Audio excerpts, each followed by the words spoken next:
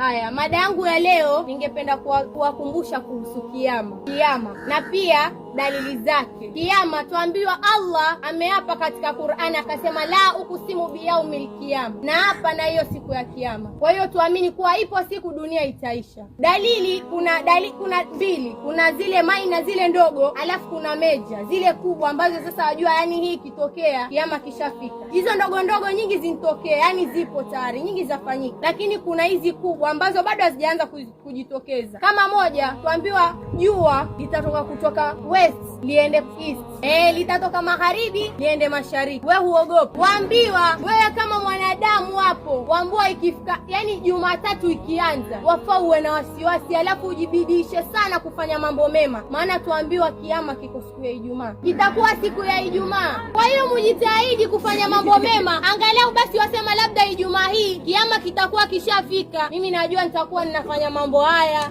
mambo ambayo yamempendeza Allah. Dalili nyingine waambiwa tarumbeta litapigwa na Israfil, malaika huyo wa kupiga ile tarumbeta. Wale wote ambao labda watakuwa wako hai watakufa, alafu wafufuke tena. Kwa hiyo tujitahidini kufanya mambo mema. Kiyama kiko siku ya Ijumaa, na wakumbusha tena, tujitahidini kufanya mambo mema. Kuanzia Jumatatu fanya mambo mema, tubu dhambi zako. Allah yasema tumuombe na yeye atatujibu. Tumuombe msamaha, hakuna dhambi ambalo Allah asamehe. Wewe tu ukiwa na nia, mimi ninanuia, mimi namuomba Allah anisamehe dhambi langu hili, hata kama ni la zinaa, Allah atakusamehe. Alafu huko siku ya kiyama sasa kuna pale kwa kuganywa vitabu, waambua kuna wale ambao Allah atawapa vitabu vao kwa mkono wa kulia, kuna wale wengine watapewa vitabu vao kwa mkono wa kushoto, na kuna wale wengine ambao Allah hata kuangalia atawapa na nyuma. Subhanallah.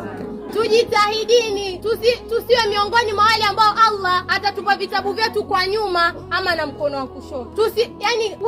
Usijiingize pia katika ushirikina. Subhanallah, kumshirikisha Allah. Waambua mmako yakupa yaitwaje hirizi, wakwambia funga ino mkinga, hiyo haifai. Mtu walindwa na Allah, walindwa na Mwenyezi Mungu. Kwa hiyo tujitahidini kufanya mambo mema ya kumfurahisha Allah, ya kumpendeza Allah. Kusengenya tuache, tusije tukapewa nyama ya maiti tukala, maana hata tukapewa hivi sahi hawezi kula, lakini bado tunataka tuseme tuamuona yule, haifai. Fanyeni mambo mema, hatujui kiyama kitakuwa siku gani, lakini ni Ijumaa. Tujitahidini kufanya mambo mema. Wa assalamu alaikum wa rahmatullahi wa barakatuh.